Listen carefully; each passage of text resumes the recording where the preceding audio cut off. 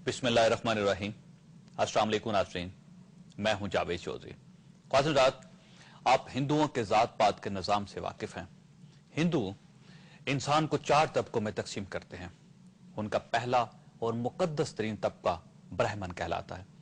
ब्राह्मण जात के लोग हिंदुओं में मुकद्दस समझे जाते हैं और इन्हें हिंदू माशरे में सबसे ज्यादा मराहत हासिल होती हैं। हिंदुओं का दूसरा तबका खश्तरी कहलाता है। ये लोग हुक्मरान, सियासतदान और सिपा सालार होते हैं। हिंदुओं का तीसरा तबका वेश कहलाता है। इन लोगों का काम तजारत और खेती बाड़ी होता है। ये दुकानदारी, साहूकारी, सनतकारी और सौदेबाजी करते हैं। हिंदुओं का चौथा तबका या जात शूद्र कहलाती है। ये लोग माशरे के इंतहाई पसमानदा और हकूक से महरूम लोग होते हैं और हिंदू माशरे में इनके साथ जानवरों से भी बदतर सलूक होता है। इंडिया के नाज़रीन, एक छोटी सी रियासत है केरला। केरला में ब्राह्मणों का एक खानदान है। यह खानदान नबूदरी कहलाता है और लोग इस खानदान के अफराद को नबूदरी ब्राह्मण कहते हैं। इस खानदान में एक बहुत ही दिलचस्प रवायत है। नबूदरी खानदान का पहला लड़का हमेशा नबूदरी खानदान की लड़की से शादी करता है, जबकि दूसरे बेटे का ब्याह खश्तरी या वेश तबके की किसी लड़की से किया जाता है। नबूदरी खानदान की दिलचस्प रवायत अमूमन इस शादी के बाद शुरू होती है। नबूदरी खानदान का दूसरा लड़का खश्तरी या वेश तबके की किसी लड़की से ब्याह दिया गया, जिसके बाद उसके घर बच्चे पैदा हुए। लेकिन नबूदरी खानदान का यह शख्स पूरी जिंदगी अपने बच्चों और अपनी बीवी के साथ खाना नहीं खाता। उसके लिए मरने तक अलग खाना पकता है और यह अपने बीवी और बच्चों से दूर किसी दूसरे कमरे में बैठकर खाना खाता है। इसकी वजह यह बताई जाती है कि वो नबूदरी ब्राह्मण है, जबकि उसकी बीवी और उसके बच्चे कम जात यानी निचले तबके से ताल्लुक रखते हैं। नाज़रीन, ये दुनिया में जात पात और तबकाती तफरीक की इंतहाई अफसोसनाक मिसाल है और आज से 20 साल कबल इसे दुनिया की मज़ाहिया तरीन रवायत का टाइटल दिया गया था। लेकिन शायद उस वक्त दुनिया को पाकिस्तानी रवायात, बिलखुसूस सियासी रवायात का इल्म नहीं था, वरना यह टाइटल पाकिस्तान को दिया जाता। क्योंकि पाकिस्तान के 90% सियासतदान अपनी जात में नबूदरी ब्राह्मण हैं।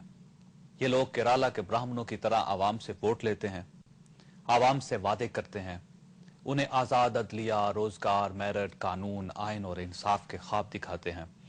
लेकिन जो ही इनका काम निकल जाता है, ये लोग इन ख्वाबों, इन वादों और इन नारों से मुनहरफ हो जाते हैं और ये लोग अपना खाना तक अलग कर लेते हैं, क्योंकि इनकी नजर में आवाम कमजात हैं और आवाम से किए गए वादे चंद लफ्ज, चंद फिक्रे और चंद बेमायनी बातों से ज्यादा अहमियत नहीं रखते।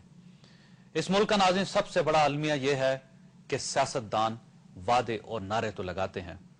हमारे सियासतदान जब इक़्तिदार से बाहर होते हैं तो आवाम इनके लिए मुकद्दस तरीन मखलूक होते हैं, लेकिन जो ही ये लोग इक़्तिदार में पहुंचते हैं तो आवाम और इनके ख्वाब शूदर बन जाते हैं और हमारे सियासतदान ब्राह्मण बनकर इन तमाम वादों से आजाद हो जाते हैं।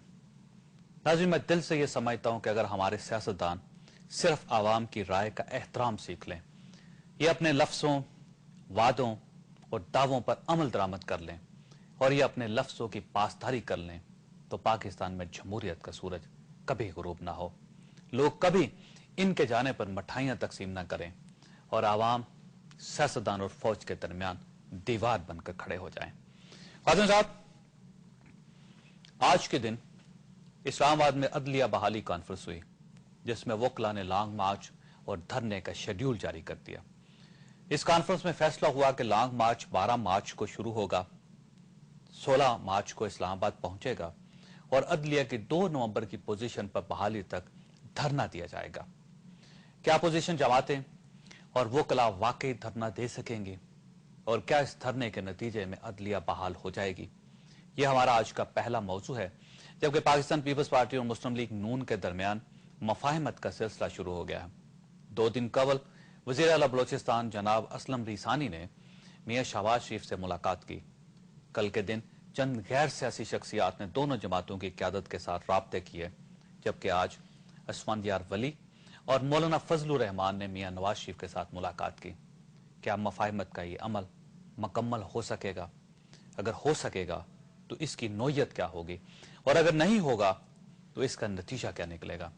हम आज के प्रोग्राम में मफाहमत के इम्कान का जायजा भी लेंगे। हमारे साथ रहिएगा। शुक्रगुजार और ममनून। ख्वाज़ीन हज़रत अली रज़ियल्लाहु तआला अन्हु का कौल है कि दुश्मन को दोस्त बनने के हजारों मौके दो, लेकिन अपने किसी दोस्त को दुश्मन बनने का एक भी मौका न दो। हम अगर इस कौल पर गौर करें तो हमें महसूस होगा कि ये अच्छी और कामयाब सियासत का दुनिया में सबसे बड़ा नुस्खा है। सियासतदानों के बारे में कहा जाता है नाज़रीन कि ये कभी मुज़ाकरात और दोस्तियों के दरवाजे बंद नहीं करते। दुनिया में इस वक्त भी नाज़रीन 26 ममालिक ऐसे हैं जहां सिर्फ एक वोट से हुकूमतें कायम हैं। क्यों? क्योंकि वहां के सियासतदान अपने दोस्तों को दुश्मन बनने का मौका नहीं दे रहे।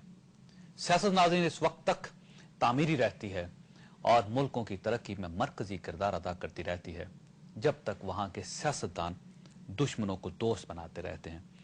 लेकिन जब दोस्तियों की जगह दुश्मनियां ले लें और मुज़ाकरात और मफाहमत के सारे दरवाजे बंद हो जाएं तो असूल और ज़ाब्ते सड़कों पर बिखर जाते हैं। चुनांचे मेरी सियासतदानों से गुजारिश है कि इख्तलाफात की गिरह खोलें, मफाहमत और दोस्तियों के दरवाजे खोलें ताकि मुल्क आगे बढ़ सके, ताकि हम सियासत, जमहूरियत और सियासतदानों पर फख्र कर सकें।